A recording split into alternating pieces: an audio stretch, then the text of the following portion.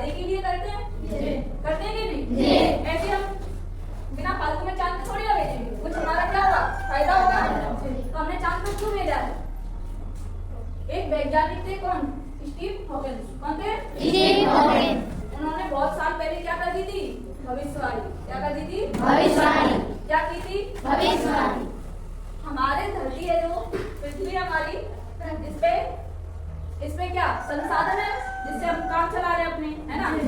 लेकिन कुछ समय बाद क्या होगा कि संसाधन क्या हो जाएंगे, खत्म हो जाएंगे और जनसंख्या बढ़ जाएगी। तो संसाधन कैसे बढ़ जाएंगे? कम बढ़ जाएंगे। कैसे बढ़ जाएंगे? कम बढ़ जाएंगे। कम बढ़ जाएंगे, है ना?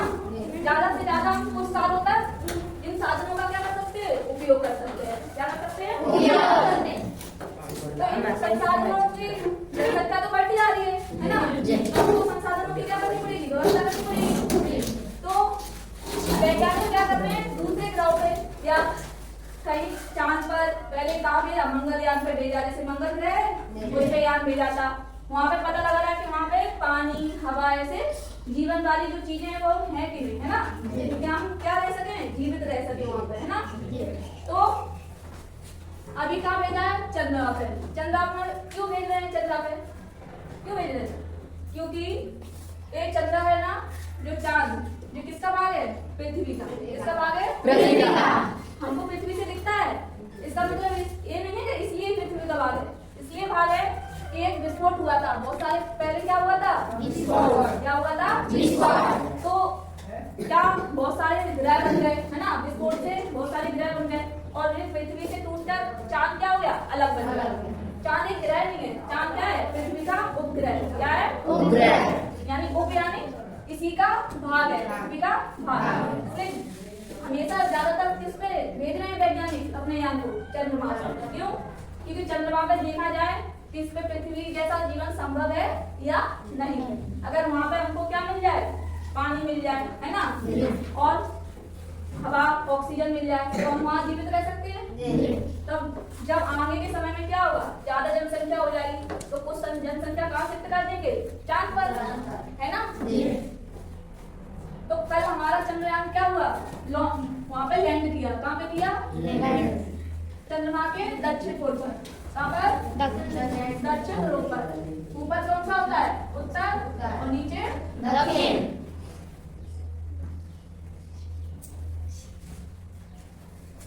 अब पृथ्वी का क्या है? गुरुत्वाकर्षण। पृथ्वी पे कोई चीज फेंकते हैं हमेशा नीचे आ जाती है। क्यों? क्योंकि पृथ्वी अपनी ओर खींचती है।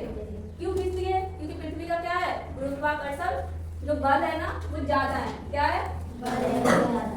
कोई भी चीज हम फेंकते हैं तो वापस आ जाती है जमीन पे, आती है कि नहीं? तो हमने इस यान को क्या किया? डायरेक्ट नहीं भेजा ऐसे, है ना? क्योंकि इसका गुरुत्वाकर्षण कैसा है? ज्यादा है। तो हमको ज्यादा खर्चा करना पड़ता है, ज्यादा उसमें खर्चा करने पड़ते। तो हमने इसको किस तरीके से भेजा है? ऐसे चक्कर लगाते हुए, है ना?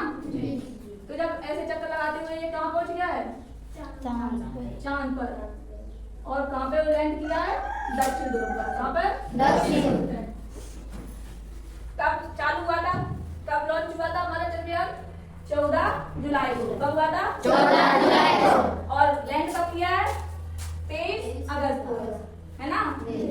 14 जुलाई को चला, पृथ्वी से ऐसे घूम के कक्षा में, फिर ऐसे चांद की कक्षा में जाते हुए वो कहाँ पहुंच गया? दक्षिणी ध्रुव पर। यहाँ पे क्या कर दिया? लैंड, यानी उतर गया। जो हमारा भारत का तिरंगा है उसको वहाँ गाड़ दिया, है ना?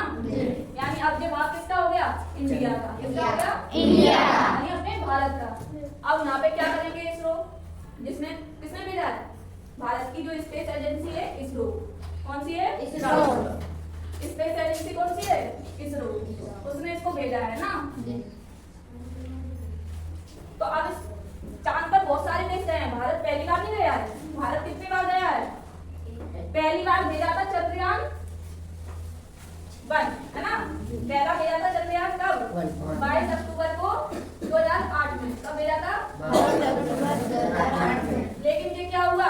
सफल नहीं हुआ था, है ना? क्या हो गया था? इसमें ही खराब हो गया था, चांद पर नहीं पहुंच पाया था। फिर हमने चंद्रयान 2 भेजा, है ना?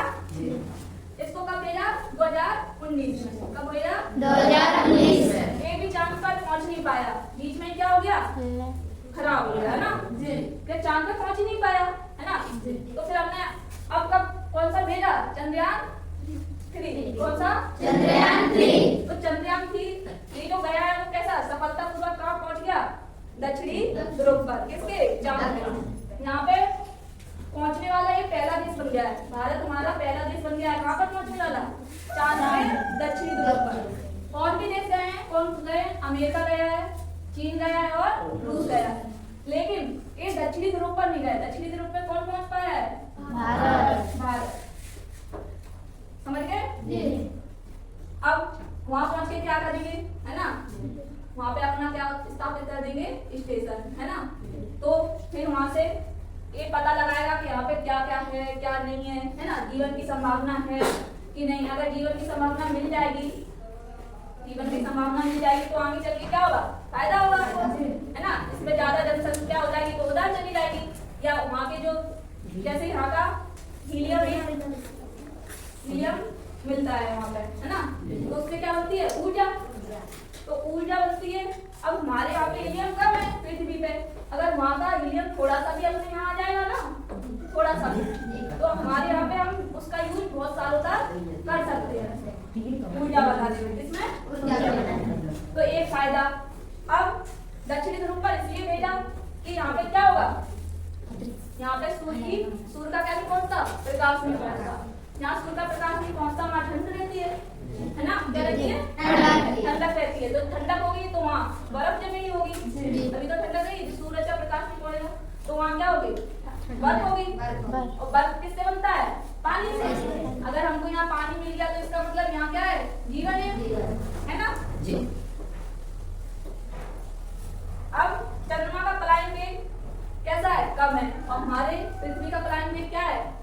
ज्यादा है। जैसे हम कोई चीज ऐसे फेंकते हैं तो वो वापस आ जाती है, क्यों?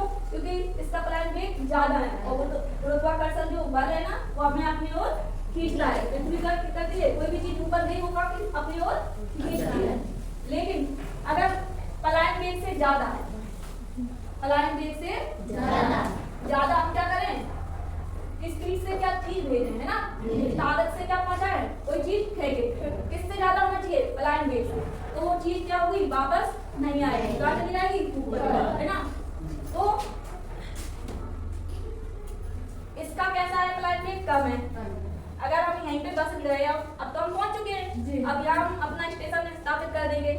फिर वहाँ की जो यान वगैरह है ना वो इसकी क्या देंगे?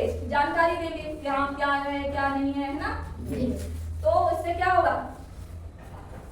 हमारा फायदा होगा, है ना। क्या हमको बार रुपए खर्च नहीं करना पड़ेगा, ऐसे ऐसे घूम के नहीं जाना पड़ेगा, है ना। ऐसे जाने में क्या होता है? रुपए खर्च होता है, बार भेजेंगे तो। अब यहीं पे स्थापित हो जाएंगे तो यहीं पे घूमते रहेंगे, अपनी जानकारी इकट्ठा करते रहेंगे, तो इसमें रुपए कैसा होगा? थोड़ा कम खर्च होगा और हमें उसकी जानकारी मिल जाएगी। बिग बैंग थ्योरी तो आप समझ गए। इसके द्वारा क्या हुआ था? जो विस्फोट हुआ था किसके द्वारा हुआ था? इसी थ्योरी के बोलते हैं ना। तो क्या समझ में आया आपको कि हम चांद पर पहुंच चुके हैं, है ना। भारत ने अपना तिरंगा कहाँ गाड़ दिया है? चांद को। अब चांद ऐसे नहीं है कि चांद पे जाना है, चांद तोड़ लाएंगे, ऐसा होता है? पहले तोड़ सकते थे, कहते ना, फिल्मों में देखा ना, तो तुम्हारे लिए चांद तारे तोड़ लाऊंगा, गाना सुना है ना, चांद के पार चलो। पार नहीं जाना है। अब तो चांद किसका हो गया? भारत का। उस पर अब हमारा क्या हो गया? अधिकार हो गया दक्षिणी ध्रुव पर। हम उस पर अपनी झंडा गाड़ चुके हैं। समझ गए? चंद्रयान 3 की कुछ बातें देखो। इसका लैंडर का नाम क्या है? विक्रम। क्या है? और रोवर का नाम क्या है? प्रज्ञान। लैंडर का नाम विक्रम किसके नाम पर लिखा है? जो इसरो है ना, अपनी अंतरिक्ष एजेंसी, जो अंतरिक्ष एजेंसी है ना हमारी, स्पेस एजेंसी, क्या है? इसरो। उसको उसके संस्थापक कौन थे? विक्रम साराभाई। इन्हीं के नाम पर इसके लैंडर का नाम रखा गया है।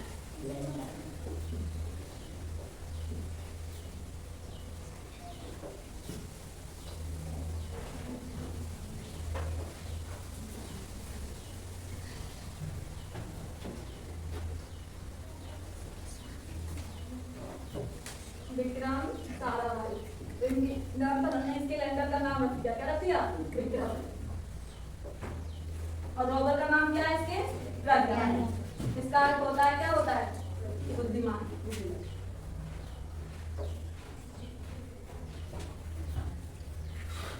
तो चंद्रयान 3 समझ में आया आप लोगों को?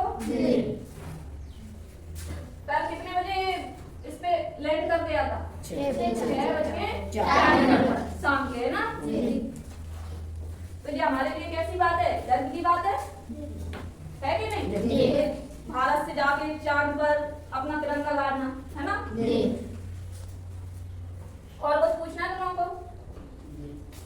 पूछना है कुछ? पूछो पूछो पूछो।